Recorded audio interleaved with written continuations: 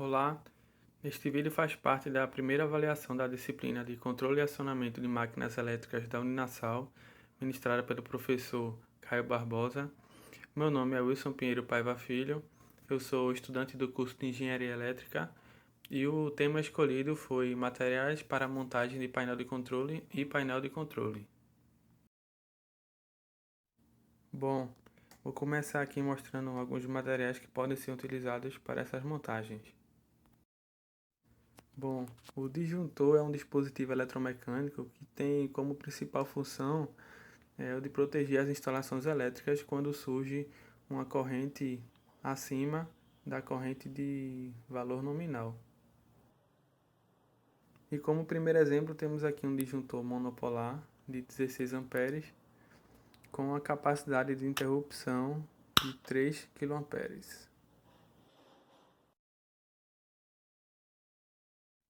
Outro exemplo aqui de disjuntor é o disjuntor bipolar de dois polos, em que nesse exemplo ele é de 16 amperes, a sua corrente nominal, a sua tensão de trabalho é de 415 volts, a frequência de trabalho é de 50 e 60 Hz, e também uma capacidade nominal de interrupção de 3 kA.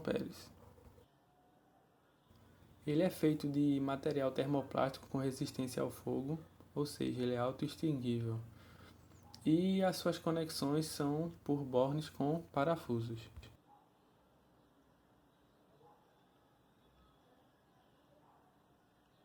Outro exemplo aqui de disjuntor é o disjuntor tripolar ou de três polos.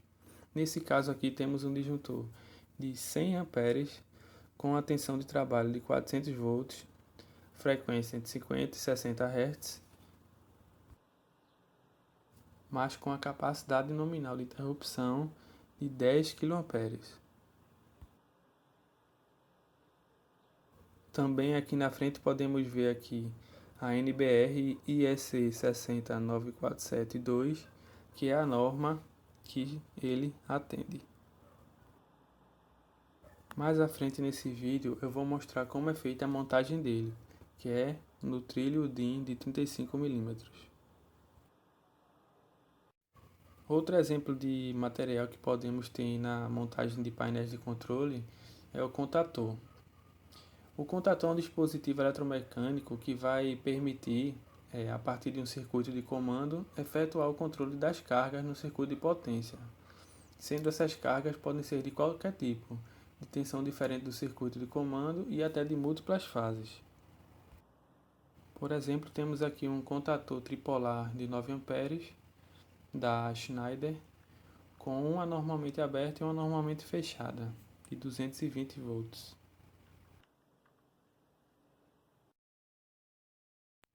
Outro dispositivo que podemos utilizar na montagem dos painéis de controle é o relé temporizador, ou relé de tempo, que é um equipamento capaz de realizar manipulações de tempo. E também como retardo na energização e desenergização, geração de pulso e muitas outras atividades que podem ser escolhidas a depender da necessidade. O relé, basicamente, ele funciona semelhante ao interruptor de luz. Só que a diferença é que o relé ele não é ligado ou desligado por uma ação manual humana, mas sim eletricamente por meio de uma bobina.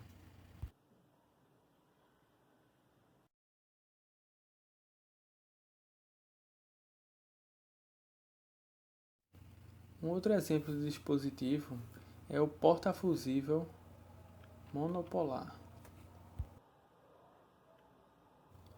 em que a tensão de operação nominal dele vai ser de 1000 volts e o tipo de controle vai ser através de uma alavanca articulada bloqueada por cadeado.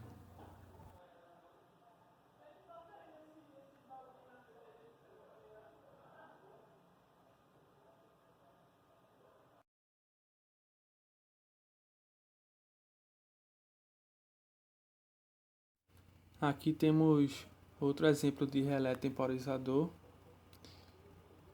Esse modelo aqui da Schneider, ele tem aqui uma corrente de saída nominal, como podemos ver, de 8 amperes. O seu tipo de controle é através de um switch seletor. Também apresenta uma tensão nominal de fornecimento de 24 a 240 volts.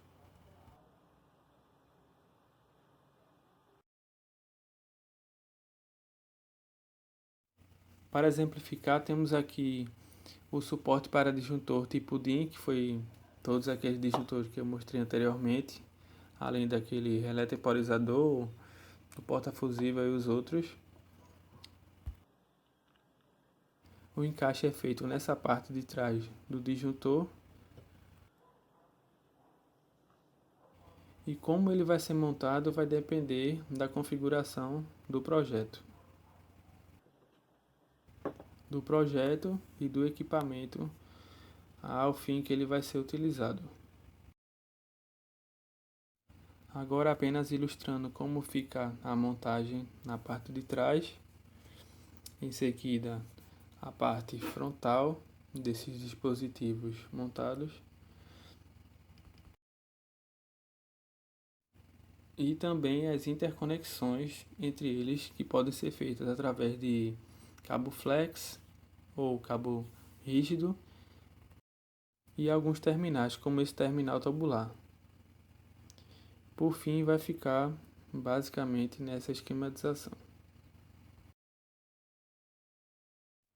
Agora na prática vamos ver como é que esses instrumentos eles vão ficar posicionados nos painéis de controle. Como exemplo temos aqui um QF-ETE, que é um quadro de força de uma estação de tratamento de esgoto. Como podemos observar, temos aqui um orímetro, um voltímetro, outro orímetro, que é o da bomba 2, alguns botões pulsantes com sinalização, uma chave seletora, outros botões com pulso e com trava, como esse aí, essa chave de emergência, outra chave seletora para indicar se é manual ou automático, e mais alguns botões com sinalização. Agora temos a parte de trás da tampa da caixa metálica, indicando as conexões. Agora vamos para a parte interna do painel de controle. Primeiro uma visão geral aqui das conexões e da configuração dos instrumentos.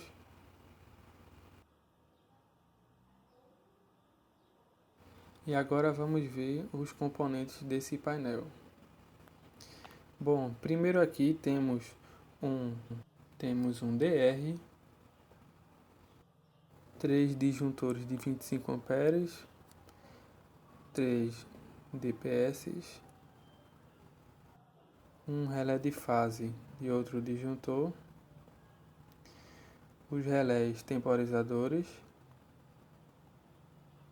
um disjuntor trifásico, 2 contatores, 2 disjuntores termomagnéticos com botão de pulsão, um acionador para a partida suave, outro contactor e outro disjuntor trifásico, tripolar aliás, e alguns contatores auxiliares.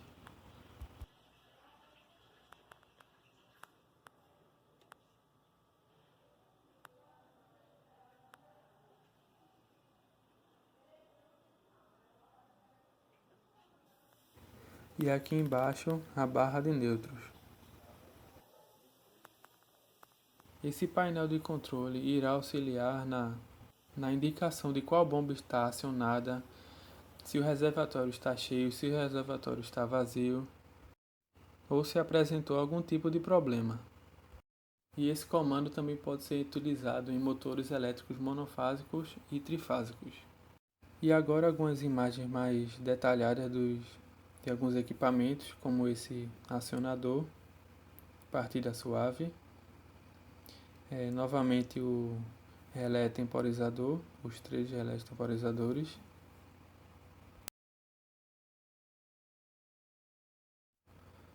Os disjuntores termomagnéticos com botão de pulsão. E por fim, mais detalhado, os contactores e os e as barras de nêutron.